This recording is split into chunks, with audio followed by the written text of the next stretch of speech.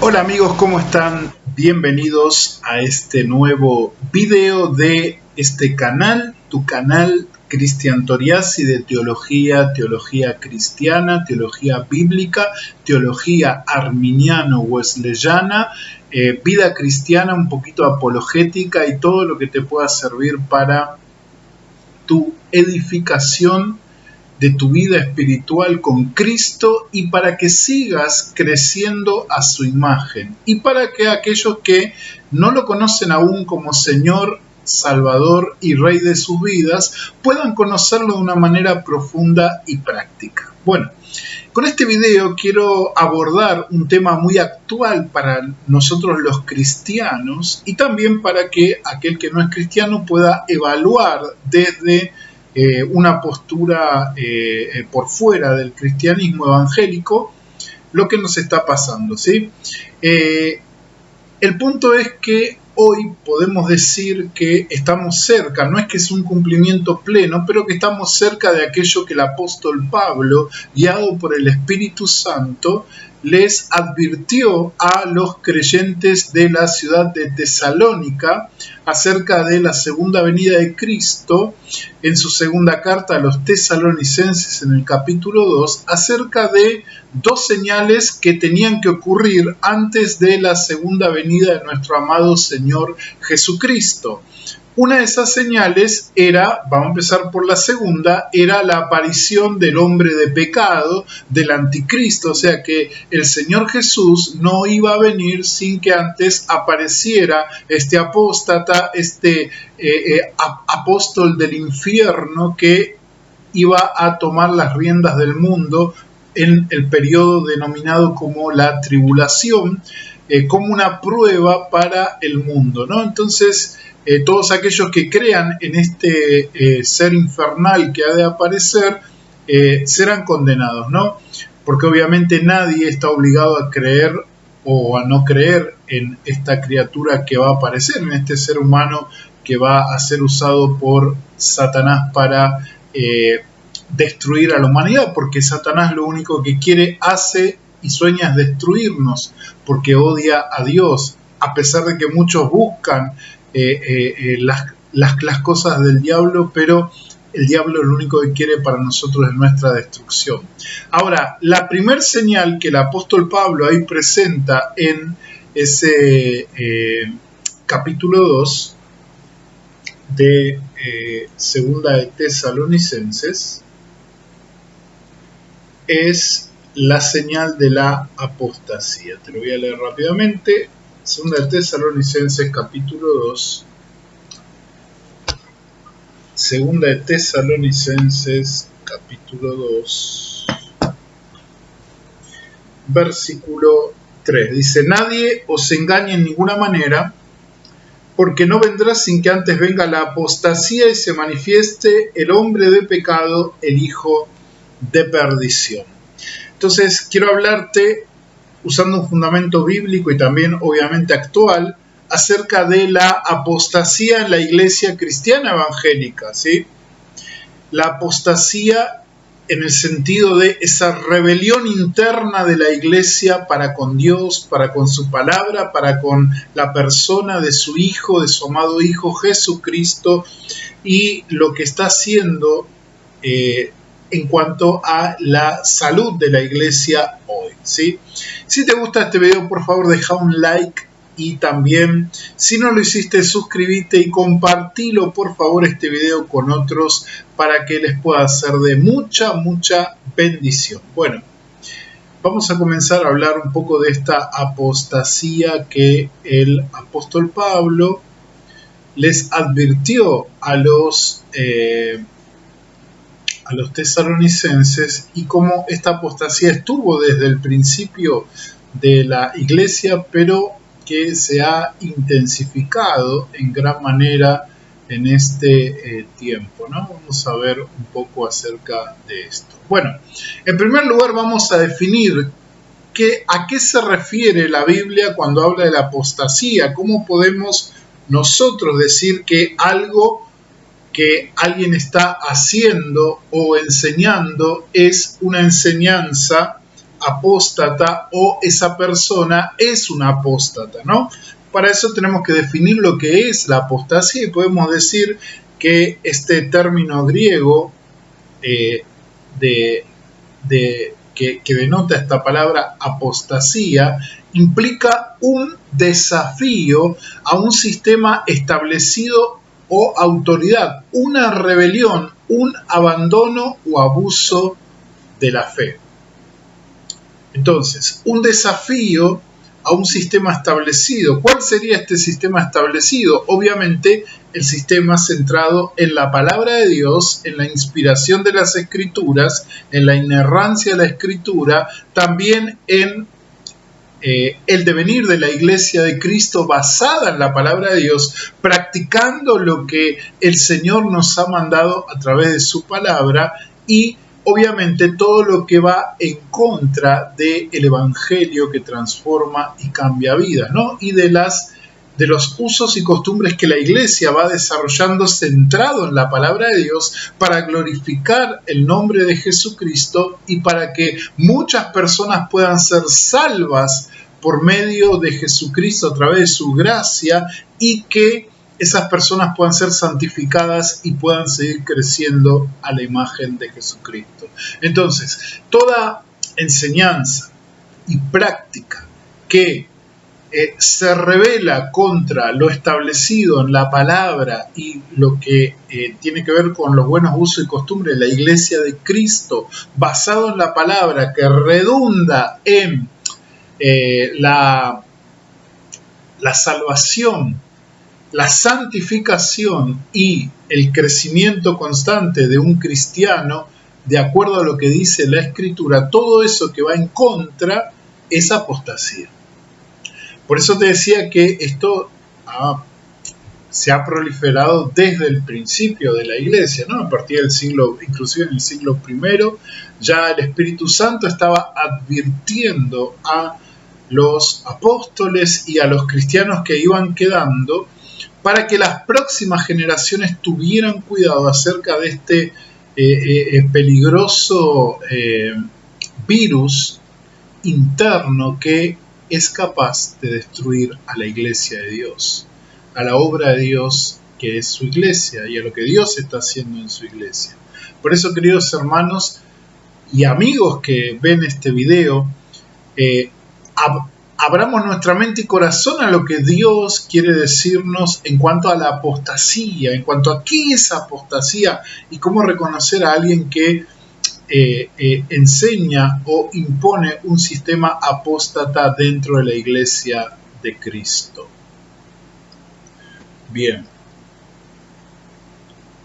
Para identificar y combatir la apostasía es importante que nosotros como cristianos entendamos que aparece de diversas formas y que sus proponentes tienen ciertas características que están individualizadas en la Escritura y lo vamos a ver un poquito más adelante.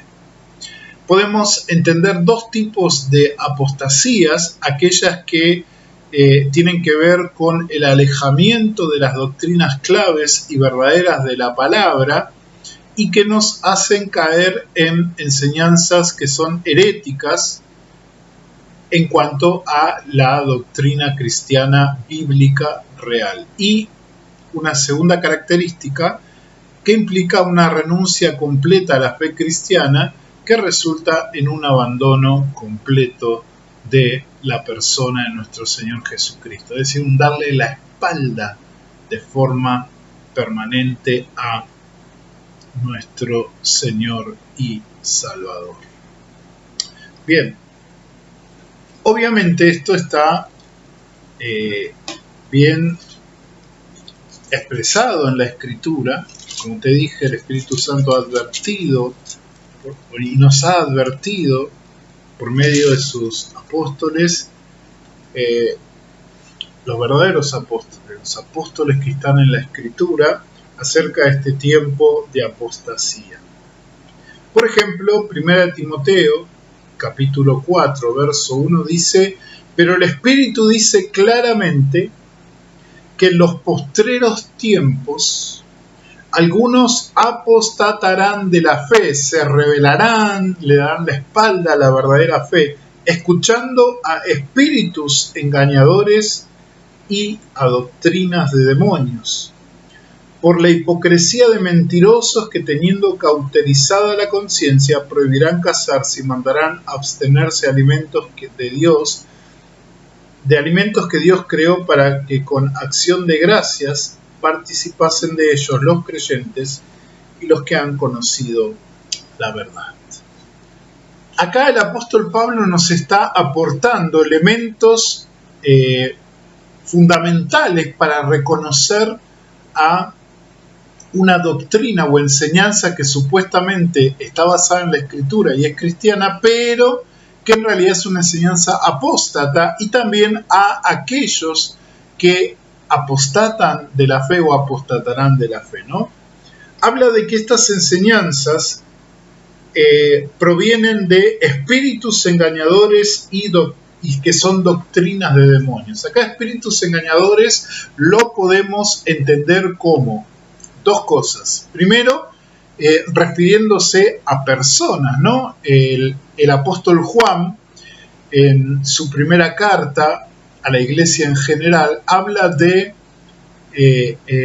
probar a todo espíritu si es de Dios. O sea, no está hablando de demonios, sino que está hablando de personas que supuestamente dicen traer el mensaje de la verdad de Jesucristo, pero que en realidad no lo están haciendo. Entonces nosotros, con el discernimiento que nos da el Espíritu Santo, debemos probar estos espíritus, ¿no? Entonces, entender espíritus como personas, como falsos profetas, como falsos maestros, inclusive falsos pastores, que tratan de introducir de forma subrepticia una verdad que no es la verdad de la Escritura, no es la verdad de la Iglesia de Cristo, no es la verdad que Cristo le ha dado a la Iglesia, que niega a Cristo y que por ende son espíritus engañadores. Y también habla que estas doctrinas son de demonios.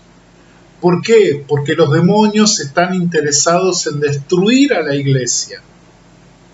Y toda enseñanza que parece cristiana o parece bíblica, pero que nos aleja de la persona de nuestro Señor Jesucristo, de la salvación a través de Él, por la fe en lo que Él hizo en la cruz, y nos introduce otra forma de salvación, otra forma de acercarnos a Dios, otra forma de vivir la vida cristiana que no sea lo que Cristo ha mostrado a través de su palabra y lo que ha dado a su iglesia a través de los siglos. Cuando hablo de iglesia no digo una iglesia en particular, sino que digo la iglesia como el conjunto de todos aquellos que hemos recibido a Cristo como Señor y Salvador, y que el Señor ha limpiado nuestro corazón con su preciosa sangre. Esa es la iglesia. Entonces, cuando niega eso, entonces son doctrinas de demonios. Sí, hay doctrinas de demonios. Los demonios guían a ciertas personas que ahora vamos a ver cómo son, cauterizadas sus conciencias, como dice el verso 2, que dejaron de escuchar a Dios, dejaron de buscar a Dios para presentar, enseñar, predicar, evangelizar con una enseñanza falsa, con un evangelio falso. Fíjate que es tanto esto de que los demonios nos engañan, que el mismo apóstol Pablo, allí en Gálatas, capítulo 1, Gálatas capítulo 1,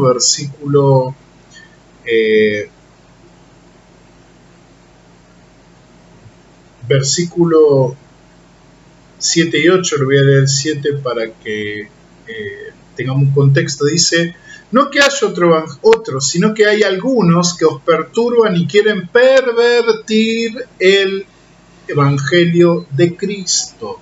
Esto es lo que hacen las enseñanzas apóstatas, esto es lo que hacen los apóstatas, pervertir el evangelio de Cristo. Mas si aún nosotros o un ángel del cielo os anunciare otro evangelio diferente del que os hemos anunciado, sea anatema, es decir, sea maldito, sea intocable.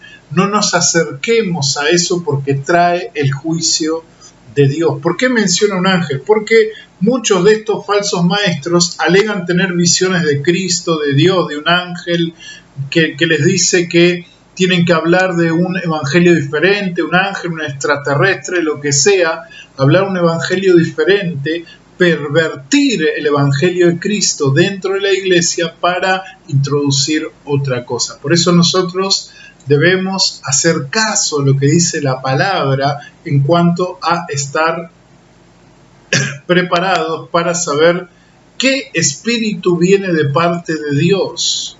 Allí está eso en 1 Corintios capítulo 14. Bien, vamos a ver un poquito ahora, vamos a introducirnos en en estos distintos tipos de apostasía que hoy la iglesia está sufriendo. Como introducción quiero leerles 2 de Timoteo, capítulo 3, los primeros versículos. Dice: también debes saber esto, que en los postreros días vendrán tiempos peligrosos, porque habrá hombres amadores de sí mismos, avaros, vanagloriosos, soberbios, blasfemos, desobedientes a los padres, ingratos, impíos, sin afecto natural, implacables, calumniadores, intemperantes, crueles, aborrecedores de lo bueno, traidores, impetuosos, infatuados, amadores de los deleites más que de Dios, que tendrán apariencia de piedad, pero negarán la eficacia de ellos. A estos evita. Fíjate cómo el apóstol Pablo, guiado por Dios, describe a estos apóstatas como son: impíos, desobedientes, personas insensibles, personas que solo se miran a sí mismos, que nos ven a nosotros como si fuéramos nada más fuentes de ingreso y de placer, en algunos casos terribles, pero que en realidad no se presentan así, sino que, como el verso 5 es bastante claro, dice: tendrán apariencia de piedad. Y ese es el problema de la apostasía en la iglesia. Parece bueno, parece de Dios. Por eso, queridos hermanos, ya que estamos, lo voy a leer. Recordemos lo que nos dice el apóstol Pablo allí en 1 Corintios 14. 1 Corintios 14.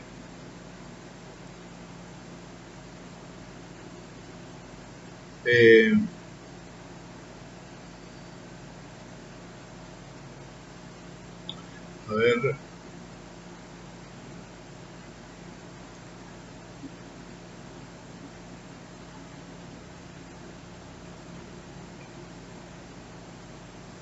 Acá está.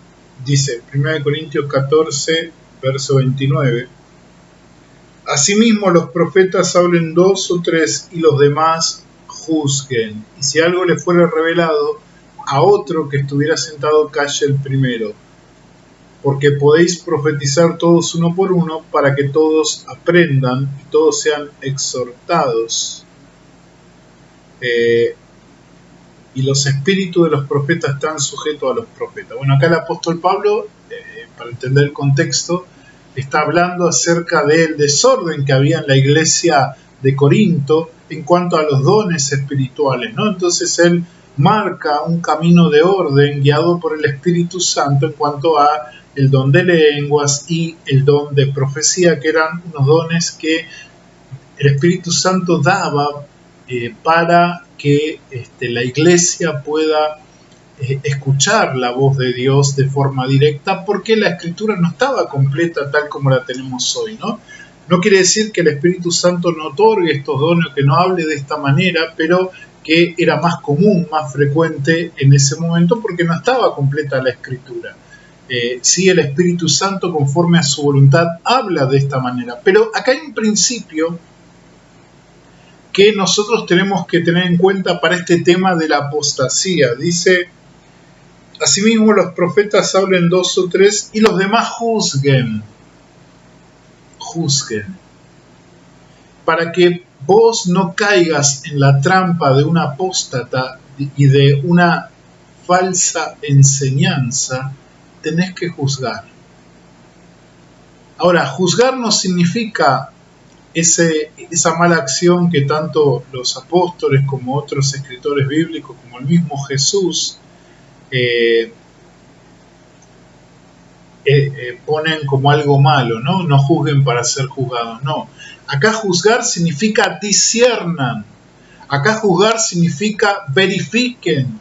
Acá juzgar significa estén atentos. Acá juzgar significa desmenucen esa palabra que le están diciendo y disciernan si es realmente Dios el que te está hablando, si este mensaje viene de Dios. Hoy, queridos amigos, la iglesia cristiana evangélica en general está como está porque no tenemos de parte o no buscamos o no nos incentivamos en cuanto a una vida de comunión, de manera de que podamos tener este discernimiento para poder escrutar si la palabra que nos están dando, si la enseñanza que nos están dando, si la práctica cristiana que quieren que nosotros sigamos es realmente algo que tiene que ver con la Escritura, y si es realmente algo que viene de Dios o no.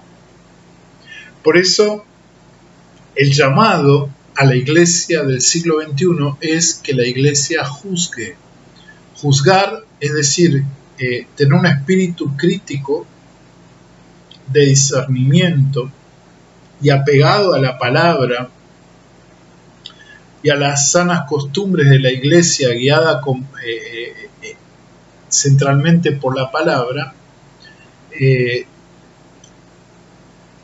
nos debe ayudar a que podamos discernir si la enseñanza es falsa o no. Y si quien está delante nuestro, si el líder o la persona que está delante nuestro es o no un falso profeta. Por eso la apostasía es un tema que nosotros tenemos que tener en cuenta. Ahora voy a presentarte rápidamente por lo menos 3 tipos de apostasía que son muy comunes en la iglesia de hoy. La primera de ellas tiene que ver con el falso evangelio de la prosperidad. Hoy estamos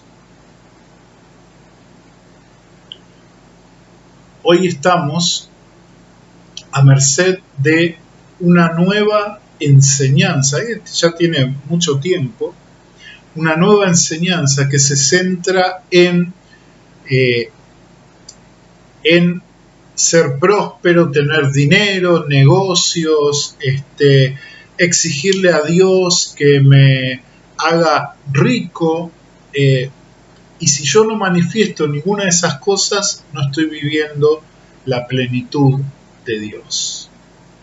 Obviamente, este mensaje es una doctrina falsa. ¿Por qué? Porque esclaviza a la gente para que piense que seguir a Cristo significa solamente prosperidad y riquezas materiales, alegría terrenal y una felicidad momentánea y solamente el cumplimiento de sueños y aspiraciones personales. El falso evangelio de la prosperidad, que es una apostasía muy fuerte en nuestras iglesias, da a la iglesia esa falsa esperanza de salvación, al igual de una buena vida en este mundo, ¿no? No quiere decir que el verdadero evangelio es un evangelio de pobreza, no. El verdadero evangelio es un evangelio que transforma de forma equilibrada todo nuestro ser. Por ahí una persona puede estar en una comunión muy profunda con Dios y no ser rica y no tener mucho éxito en los negocios. Ser exitoso en los negocios era el propósito de Cristo al morir en la cruz. Murió por eso. Entregó un mensaje de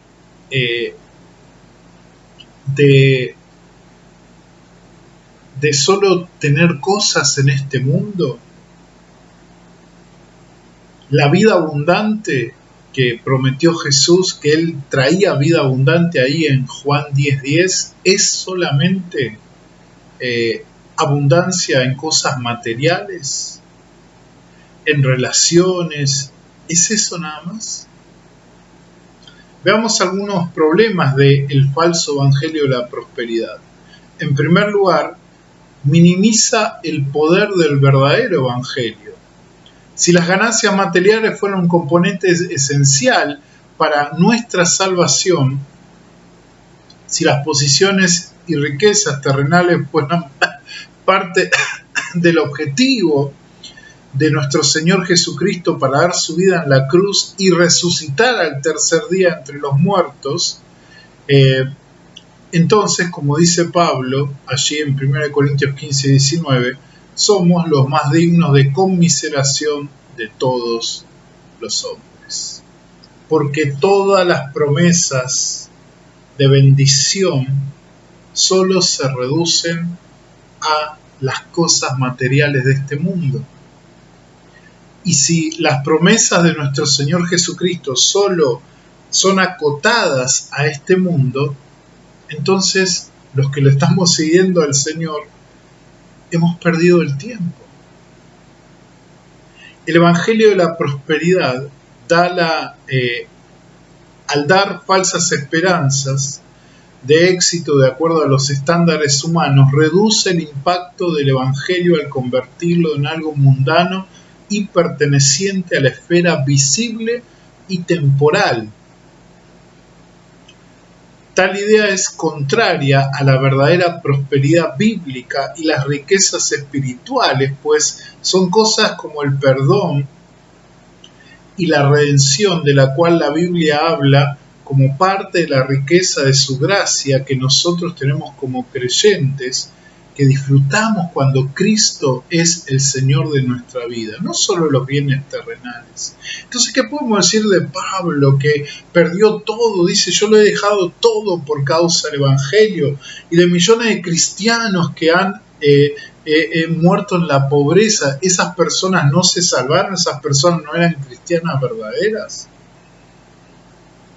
Vuelvo a repetir, predicar un evangelio de pobreza también es una apostasía. También es ir a un extremo que la Biblia no va de ninguna manera, pero predicar que el único propósito de la vida cristiana es acumular riqueza, ser próspero y exitoso, tener buenas relaciones y todo lo que ello conlleva, es un evangelio falso y es parte de la apostasía que está en la cual está sumida la iglesia evangélica o una parte de nuestras iglesias evangélicas hoy, ¿sí?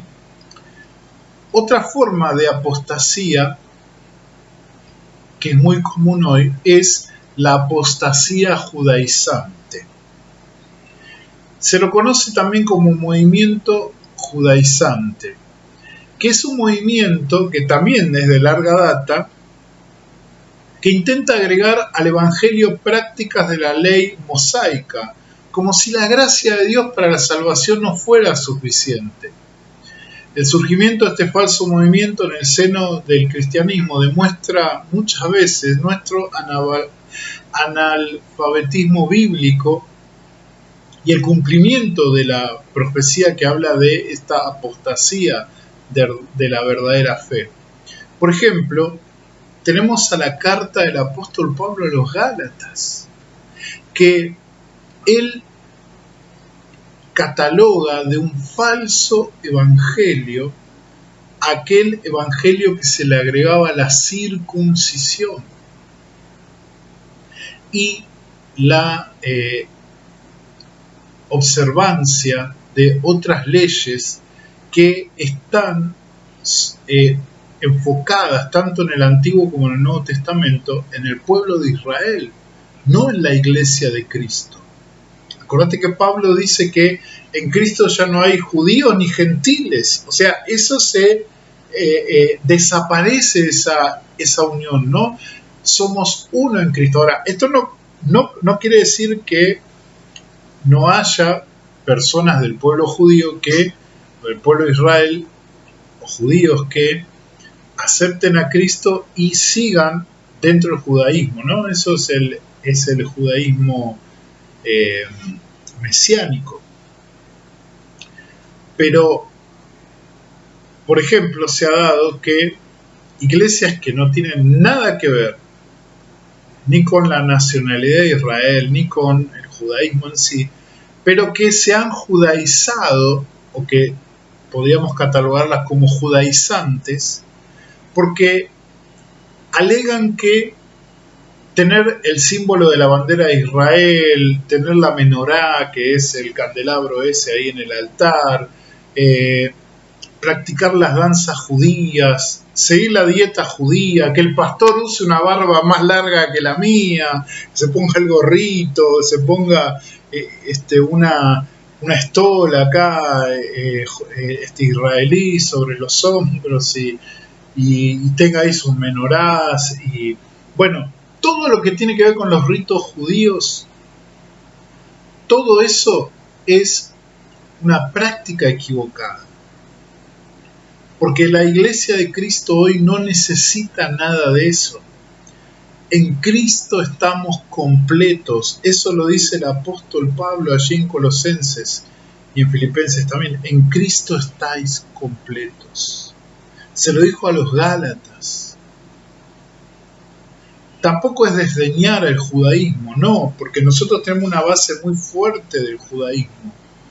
Pero de ninguna manera como cristianos evangélicos podemos decir que podemos estar más cerca de Cristo si nos convertimos en cristianos judíos. No. Empezamos a guardar el Shabbat, empezamos a hacer cosas. No es lo que nos llamó la iglesia, no es a lo que nos llamó Cristo. Cristo nos llamó a predicar el Evangelio, a vivir así en nuestra cultura como estamos, a vivir entregados al Señor por completo. El cambio que hace Jesús no es solo un cambio cultural, no implica un cambio cultural, implica un cambio de nuestro ser, implica una transformación profunda que no lo va a lograr el apegarnos a leyes, a costumbres, a religiosidades que tienen que ver exclusivamente con el pueblo judío. Dios no nos llamó a eso, por eso esta ola judaizante es parte también de la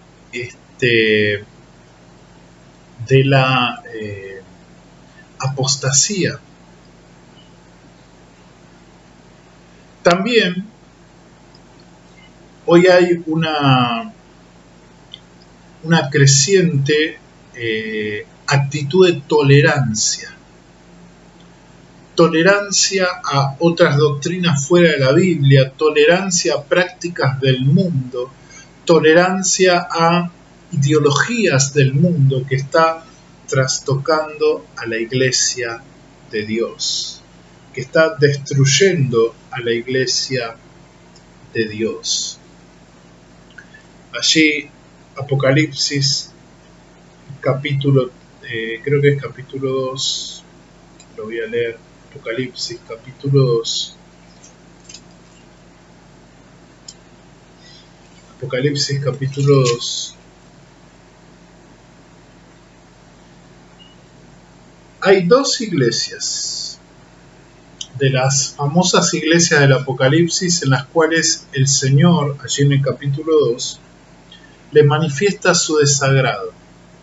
Eran iglesias de un amor sincero, de obras evidentes, de paciencia en cuanto al contexto de tribulación que ellos pasaban con la persecución romana, pero el Señor les indilga un error, un fatídico error. Vamos a empezar con la iglesia de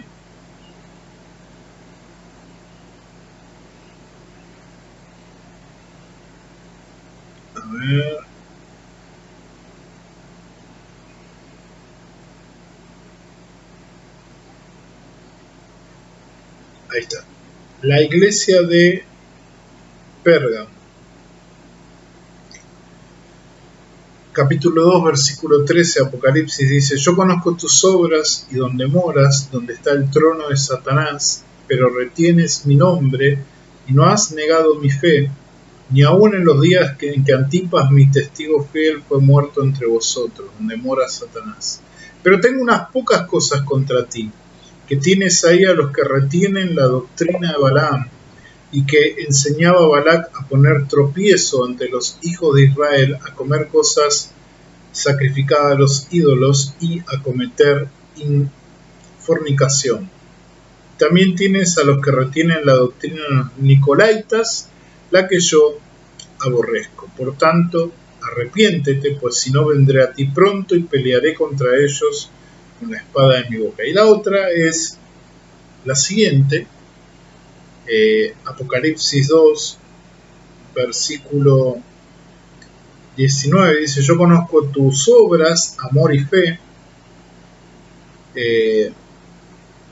y tu paciencia, y que tus obras postreras son más que las primeras, pero tengo unas pocas cosas contra ti, que toleras que esa mujer Jezabel, que se dice profetiza, enseñe y seduzca a mis siervos a fornicar y a comer cosas sacrificadas a los ídolos. La tolerancia. Esta capacidad de aceptar, ¿no? Como ve el mundo la tolerancia, ¿no? De aceptar todo lo que venga. Y hoy el mundo está presionando a la iglesia de Cristo para que sea tolerante, que sea abierta a recibir todo lo que viene de afuera y que por ende la iglesia cambie su naturaleza. Allí en el mensaje a la iglesia de Pérgamo veíamos una tolerancia a doctrinas y prácticas falsas, y en el mensaje a la iglesia de Tiatira veíamos allí una tolerancia a personas y doctrinas que llevan hacia la aberración y el pecado sexual, ¿no? Identificado allí con la fornicación. La palabra fornicación, porneas en griego, implica todos los pecados, o se puede aplicar a muchos pecados sexuales que Dios condena en su palabra: la pornografía, el adulterio, el sexo antes del matrimonio, la pederastía y la homosexualidad, sus diversas formas, ¿no? Entonces, este pecado que la iglesia estaba cometiendo, ¿no? Y que lo podemos traspolar a la iglesia hoy, implica esa tolerancia, esa apertura a cosas del mundo, a ideologías del mundo, a prácticas del mundo, a cosas que el mundo aprueba y festeja, cosas contra las cuales Dios se manifiesta en contra, cosas y prácticas que Dios aborrece, por más buenas que parezcan, por más piadosas que parezcan. Esa es la característica de la apostasía, que tiene apariencia de piedad, que tiene apariencia de amor, pero que en realidad es una serpiente que destruye a la iglesia de Cristo desde adentro. Después tenemos la apostasía, que tiene que ver con la mundanalidad, es decir, con los usos y costumbres que van en contra de una vida en santidad, ¿no? Entonces los cultos se vuelven shows, la comunión con Dios se convierte en libertinaje en las iglesias, la adoración a Dios se convierte en un momento en el que yo me tengo que sentir bien, yo me tengo que sentir edificado, yo me tengo que sentir sanado y restaurado. Y Dios queda en segundo plano. En la adoración mundana queda en primer plano los actores de la adoración, las personas, y Dios queda en segundo plano. Entonces esto se puede traducir en ministerios cristianos musicales donde el centro es el músico, el cantautor, los que ejecutan las piezas musicales y la gente que viene a sentirse bien con una buena música, que les haga levantar, que les haga sentir envalentonados para seguir caminando la vida cristiana, cuando la adoración, inclusive el uso de la música en la adoración, siempre tuvo como centro a Dios, no a nosotros. Es al revés. La adoración verdadera, la adoración bíblica, la adoración que jamás tenía que haberse trastocado, es aquella que nace desde nuestro corazón a Dios, y que lo podemos hacer en libertad por medio de, el uso de la música, de un buen ambiente, pero siempre a Dios. Y Dios es el que nos bendice. Hoy la iglesia post-cristiana pone como centro la carnalidad, pone como centro las emociones. No quiere decir que la adoración o el culto o la comunión, tal como nos lo muestra la Escritura, deja de lado todo tipo de emoción, todo tipo de participación de la persona, y solo somos nada más que robots que adoran a Dios. No, es todo lo contrario. Es tan equilibrado la verdadera adoración que el Señor nos llama a vivir y a experimentar en nuestras iglesias, tan equilibrada que nosotros somos bendecidos cuando Cristo es el centro, cuando el Padre es el centro, cuando dejamos al Espíritu Santo obrar en medio de la iglesia. Y cuando Él está de verdad, el diablo tiene que huir, los corazones son transformados, las vidas son cambiadas, los pecadores son justificados, los cristianos débiles, carnales, son santificados, y la iglesia puede ser esa iglesia que Cristo estableció. Esa iglesia del libro de los Hechos no era una iglesia perfecta, pero era una iglesia centrada en predicar la palabra tal como la habían recibido, en llevar el evangelio tal como lo habían recibido y en vivir la comunión tal como Cristo les había dicho. Y la iglesia tuvo éxito cuando Cristo fue el centro. Por eso hoy, no digo que todas las iglesias cristianas evangélicas, pero hoy hay una gran ola de apostasía en el contexto cristiano evangélico. Y lo digo yo, que soy cristiano evangélico. No soy un católico criticando al protestantismo, a la iglesia evangélica. Soy un cristiano evangélico que está consciente de lo que está pasando en la iglesia. Y esto es muy malo. ¿Sabes por qué? Porque las almas, las personas que se acercan a nuestras iglesias, si vivimos esta apostasía, las estamos rumbeando hacia el infierno. Las estamos guiando hacia la perdición eterna. Y Jesús dijo, ay de aquellos que son de tropiezo para estos mis pequeñitos.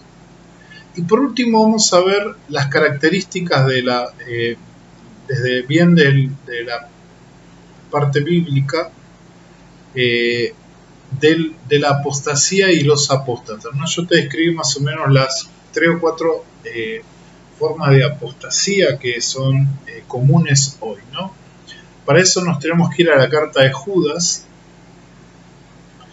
donde él describe cómo reconocer a la apostasía y además insta a que el cuerpo de Cristo pueda contender por la verdadera fe. Eso está en el versículo 3 de la carta de Judas. La palabra griega traducida por contiendan ardientemente es un verbo compuesto del cual se obtiene la palabra agonizar. Es en el tiempo presente y significa que la lucha será continua. Y en otras palabras, Judas nos está diciendo que va a haber una lucha constante contra las falsas enseñanzas, contra el falso evangelio, que todos los cristianos tenemos que tomarlo tan en serio que hasta incluso lleguemos a agonizar en medio de la lucha por mantener el evangelio vivo, el verdadero evangelio, el verdadero mensaje de Cristo. Bien. Ahí en el verso 4 dice que muchos hombres han entrado en forma encubierta, los que desde antes han sido destinados para esta condenación, hombres impíos que convierten en libertinaje la gracia de nuestro Dios y niegan a Dios el único soberano y a nuestro Señor Jesucristo.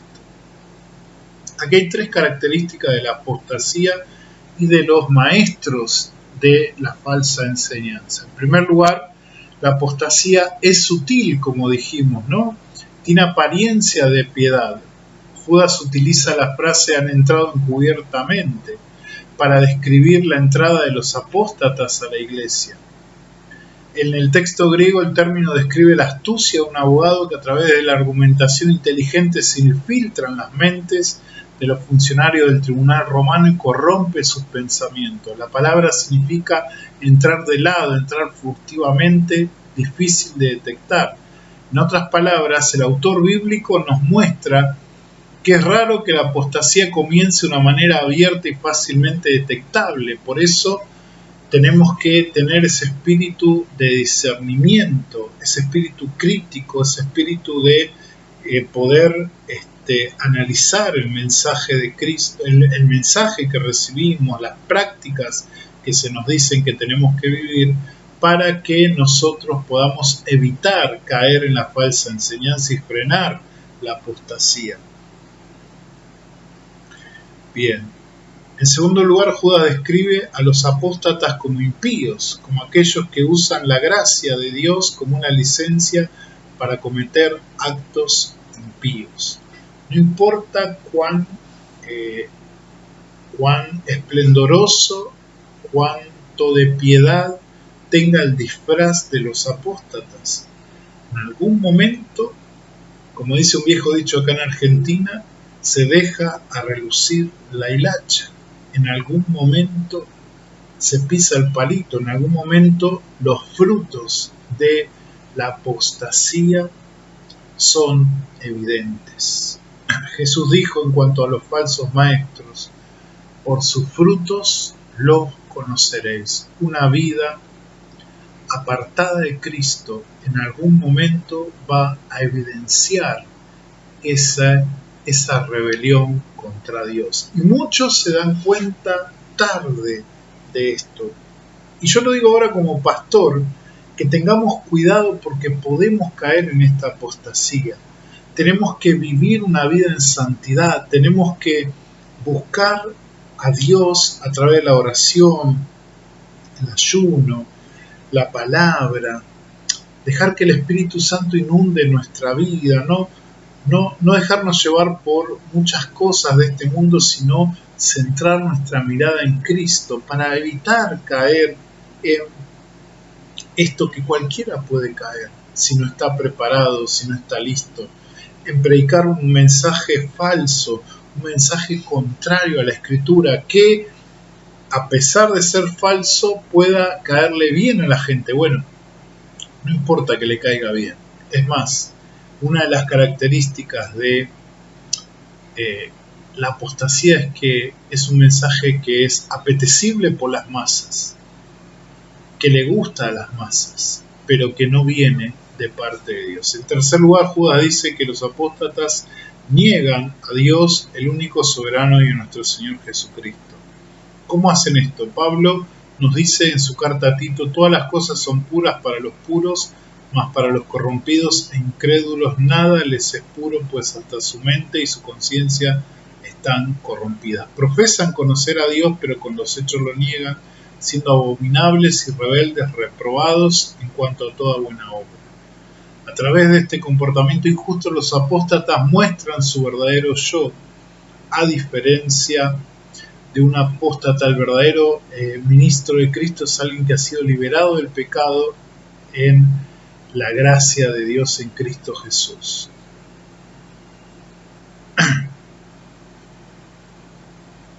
Finalmente, la señal de un apóstata es que eventualmente decae y se aparta de la verdad, de la palabra de Dios y de la persona de Cristo. ¿Cuántas veces hemos visto pastores, apóstoles, grandes maestros de fe que han trastabillado y caído y han llevado enseñanza, algunas de estas enseñanzas falsas que hemos visto, que están destruyendo a la iglesia de Cristo?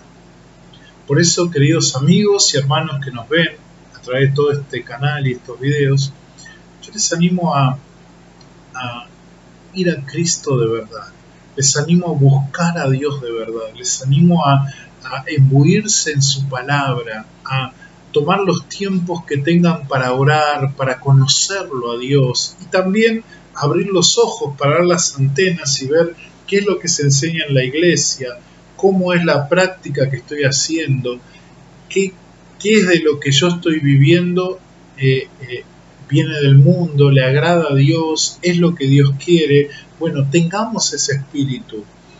Por ejemplo, eso lo tuvieron los bereanos, ¿sí? Cuando Pablo se acercó a Berea y les habló de Cristo, ellos filtraron todo el mensaje de Pablo con las escrituras y se dieron cuenta que era el mensaje de la verdad. Bueno, vamos a dejarlo acá y vamos a terminar.